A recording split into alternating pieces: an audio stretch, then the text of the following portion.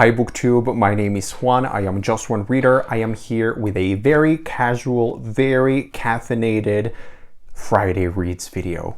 So this week I finished reading The Story of a New Name by Elena Ferranti, and this is of course the second part in the Neapolitan Quartet.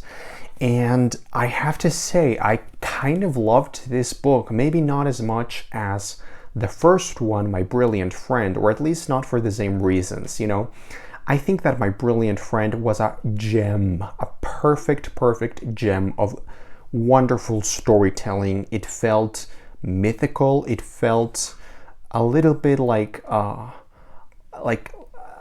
folk tale, like it had that kind of weird texture that I really loved, like imbued with memory and with nostalgia and reminiscing about the past and childhood, and I just love those kinds of stories. I'm a sucker for good childhood stories.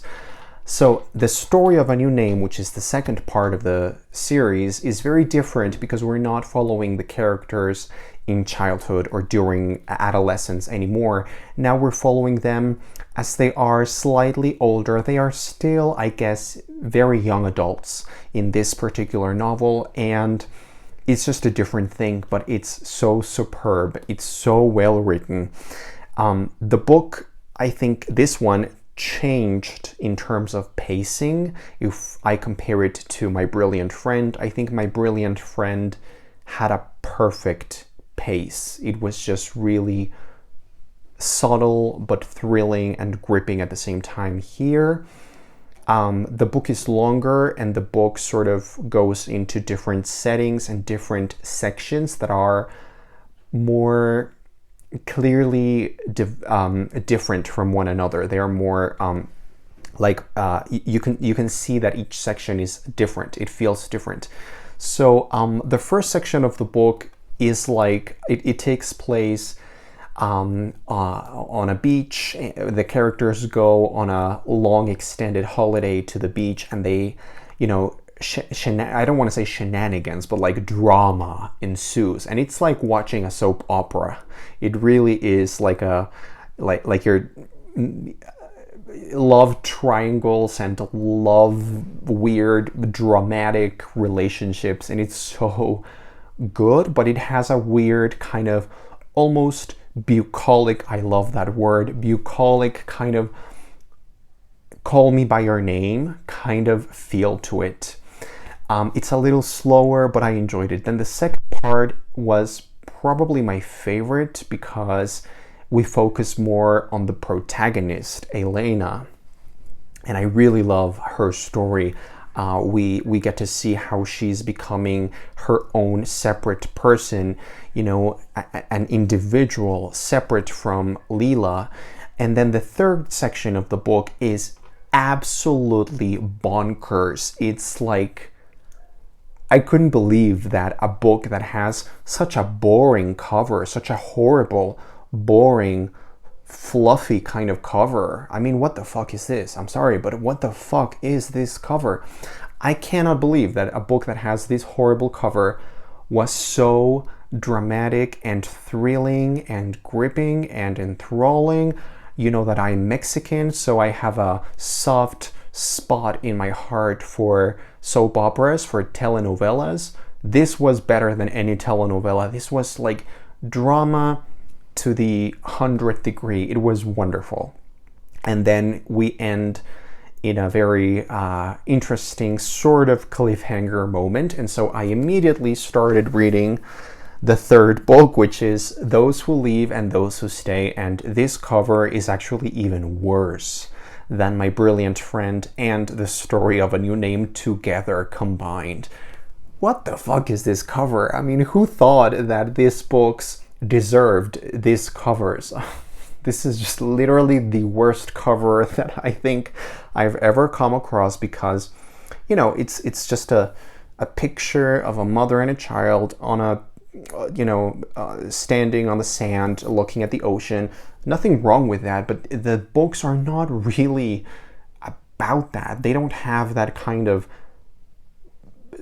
Oprah Book of the Month, Oprah Book Club kind of feel. No, the books are aggressive and violent and direct and important and gripping and very, very, very interesting and compelling in a way that you would never think because of these horrible covers. But anyway, I could rant away about these covers for years. They are so awful. So I am reading Those Who Leave and Those Who Stay. I am only started. I'm on page 76, and it's great. It's great. We are following the story. I don't want to spoil anything, but I will be reading this weekend. Hopefully I will finish it, and then of course I will start reading The Story of a Lost Child, The Lost Child, which, you know what I'm about to say. Who the fuck thought of these covers? What is this? If you saw this on a bookshelf, would you actually pick this up? You know, I wouldn't. I would actually have a strong rejecting, is that a word? I would completely go away from this book. And I would never pick this book up just because of the cover, because we as readers are visual people. Hello, reading is a visual thing. So as readers, we have a very strong, very acute visual kind of intelligence or an affinity to visual information. So I think it's important to just say that, of course, we judge books by their covers. It's there's nothing wrong with that. It's just a matter of fact. It's just a thing that happens because readers are visual people. It's just, people who listen to audiobooks are more, they have another tendency or affinity to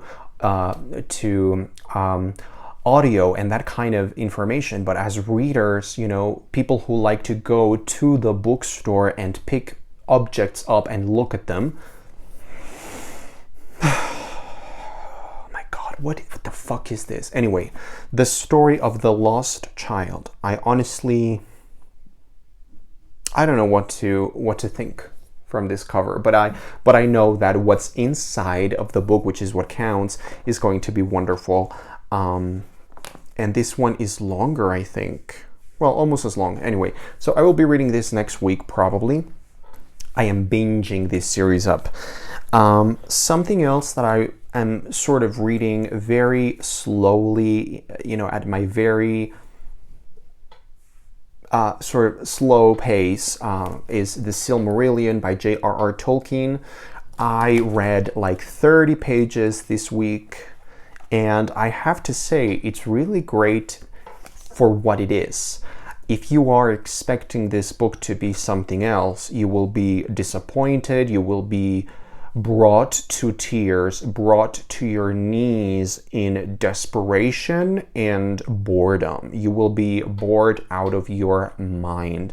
But I knew before I started reading this book that this was going to be, a mythical, Bible-esque kind of collection of myths and legends, and it's basically just Tolkien making a lot of names up. Like half of the book is just names. Like Tolkien comes up with really cool names for everything and everyone, and that's mostly what this book is about. But I don't have a problem with it as long as I know that I am not reading this for the story or for the characters. I am reading this for the atmosphere, for the ambiance. Another word that I love, ambience. And I am reading this for the feeling that I get when I read it. So I'm okay with that. And I need to share this with you. I already shared this with Sarah from Hardcover Hearts because we are big fans of Helene Hanff. Helene Hanff is probably one of my top 5 favorite writers, especially in nonfiction. I think she is my favorite nonfiction writer, definitely. She just has one of those charismatic personalities. She's so wonderful. She's like a mixture of Emily Gilmore from Gilmore Girls and the grandmother that you wish you had, or it's something like that. It's so wonderful. It's a mixture of acidity and sweetness, and just in the right amounts.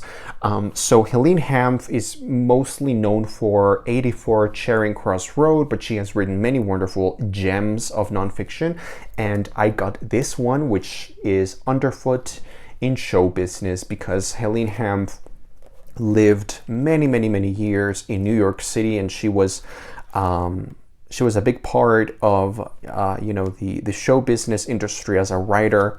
I love the little illustration that comes inside in the front, like, title page of the book. Isn't this lovely? Like, that's Helene Hanff. That bookish kind of geeky person underfoot in show business. That's just a great illustration. This book is actually sort of, it's not the actual thing. It's like a different edition. It feels like it was rescued. But this was actually published originally by Harper and Row. Anyway, so it's wonderful to finally have another Helene Hanff gem in my collection. Helene Hanff's works, other than 84 Charing Cross Road and maybe The Duchess of Bloomsbury Street and Q's Legacy, are very hard to find, sadly. So every single time that I go to a secondhand bookstore or something like that where I know I could find Helene Hanff's works, I always go and look for anything by her, and I usually get her things because get her books because they are very hard to come by, and she's just spectacular. I think she's maybe the most underrated writer, in my opinion, especially in nonfiction, on BookTube. I think more people who enjoy BookTube should absolutely try Helene Hanff. Not only 84 Charing Cross Road, which is, like the big bestseller, but, I think we should really go and read Helene Hanff's other works because she is just spectacular. And as a reader, I think I really connect to her. So I'm a big fan of Helene Hanff, just as Sarah is from Hardcover Hearts, and we're actually going to buddy read Apple of My Eye, which is another book by hers, probably my favorite so far. We're going to read that this year. It's going to be a reread for me. It's going to be her first reading of that, and it's great reading anything by Helene Hanff with someone else. But I will probably read this Underfoot in Show Business sometime soon, just because I cannot believe that I finally have it here and I need to read it. Anyway, that's my Friday Reads video. Thanks for watching, and I will see you on the next video.